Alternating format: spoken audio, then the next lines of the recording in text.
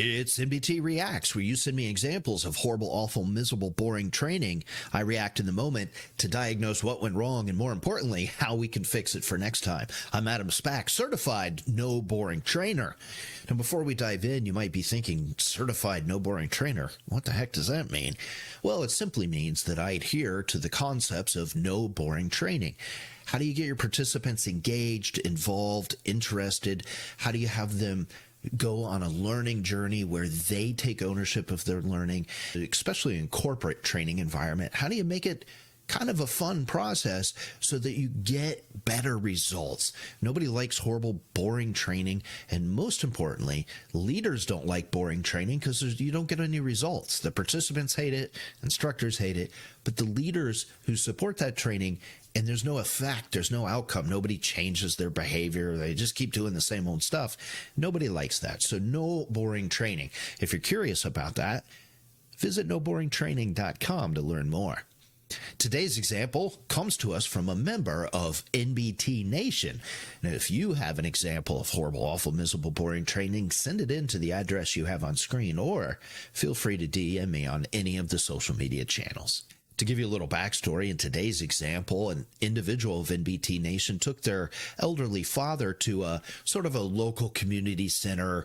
Somebody was coming in to give a talk or a little speech, a presentation. You can imagine going down to the community center and somebody's giving a speech on the history of gardenias. So this isn't really necessarily a training per se, but it's more of a presentation, but the concepts still very much apply. So I'm going to be reading from the screen from the message the person sent me. I endured a horrible presentation at a nonprofit yesterday. Well, there's a strong start. There was no clear agenda to say how much time was needed.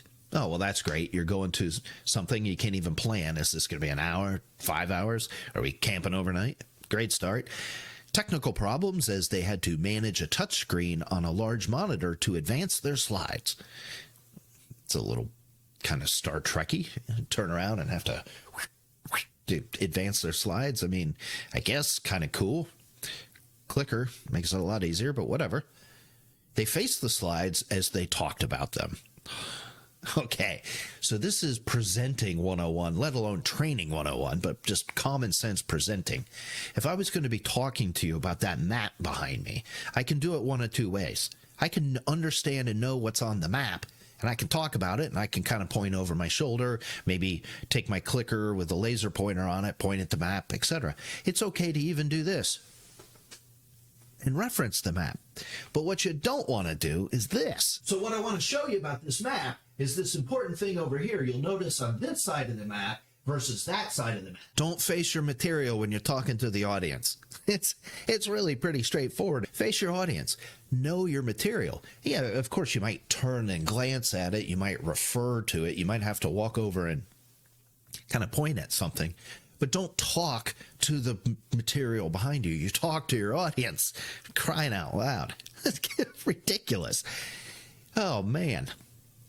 Allowed participants to send them backwards in the slide deck when they thought of questions later. Okay, so that tells me a couple different things about this presenter. One is they probably went through the slides very, very quickly. And here's this one, click, here's this one, click, here's this one. And what the result of that is that you're leaving your audience behind. They don't have time to even think or absorb or process the information. So when you get 4 slides later, somebody in the very back row is going, hey, wait a minute. And now they're going to ask a question about a slide 4 slides ago. So give your audience a chance to think, to process. Whether you're doing a straight presentation or this is actual true training, give your audience time to think. Present an idea and then pause. Or you can present an idea and take a long sip of coffee, which naturally builds a break into your talk, into your presentation, into the material you're sharing. And it builds time where you're not talking and they can actually think. And then maybe every once in a while, especially for topics where you're going to get a lot of questions, or you have historically gotten a lot of questions, Maybe you even share the information, pause a little bit, and then prompt your audience. Before I move on, anything else you'd like to know about this? Or what questions do you have about this? Or, hey, this is usually where people want to talk a little bit more. So before I dive in, what questions do you have for me? Whatever, however you're going to prompt the audience to ask you the question if you know you're going to get it. So build pauses in, prompt the audience at those logical stopping points, but don't just fire hose people directly in the face. It's you're going to get them 5 minutes later saying, hey, what about, and now you got to stop. Now you got to go backwards. And it messes the flow of everything. So build that into your talk. Let's see here. It was nothing but a slide deck and way too long. Oh boy. Well, if you followed me for any period of time, you know the slide decks are one of my favorite subjects. But what that tells me is that the presenter thought, what's the first thing I want to tell my audience? What's the next thing? What's the next thing? And ended up with 1,000 different slides. When you're building a presentation, and certainly for a training, a true training, what is the outcome you want to achieve? At the end of this talk, at the end of this presentation, at the end of this training, what do I want my audience to know, understand? What do I want them to do differently? How do I want to change their behavior? Start with the end in mind and then work backwards. What is the objective? And then work backwards to get them to that. And then you build in a logical progression. Now, if you're giving a talk about a historical event or something, you're going to start at the beginning and, work your way through the event. But again, what is the objective? By the end of that talk, what are the 2 or 3 or 4 things you want your audience to really know and understand? Maybe it's a different view of the historical perspective. Maybe it's just understanding the key elements of that historical event. So even if you're just given a talk or a presentation, start with the end in mind and work backwards. Don't start with what's the first thing I want to tell them, because you're going to end up with way too long of a presentation and far too many slides. Don't do that. Oh boy, we're not done yet, my friends. Buckle up. When I arrived at 11:25 for an 11:45 start, they were already going. He finished the slides but kept going and was still talking when we left at 1:11 in the afternoon. Lots going on there. So they show up early for an 11:45 start, but dude's already going. Ridiculous. I mean, if you have a start time, start at the start time. It's silly. And then kept going and going and going. I don't know what they were given a college level dissertation here.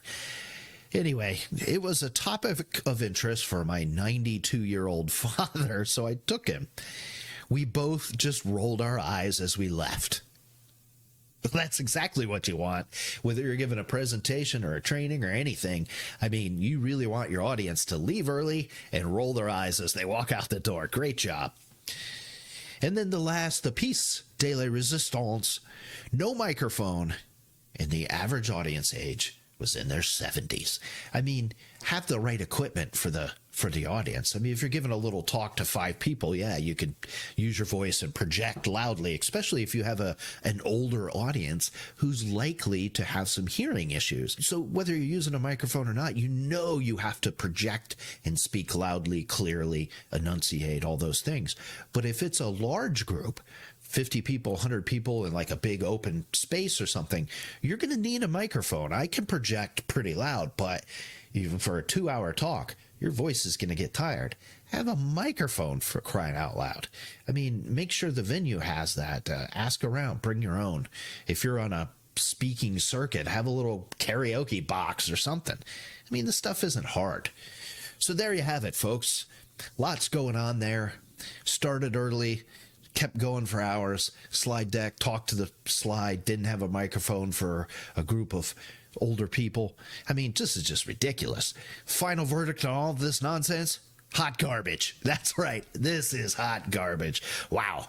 So there you have it. Lots to unpack. And as I've said throughout this episode, these concepts for training very much apply to just straight presentations as well. So I hope you got a lot out of that. And remember, my friends, if you have examples of horrible, awful, miserable, boring training, send them in to the address you see on screen, or just send me direct message through any of the social media channels. I'm active here on YouTube, LinkedIn, etc. And if you'd like more NBT Reacts episodes, be sure to like, comment, subscribe, tag in your friends.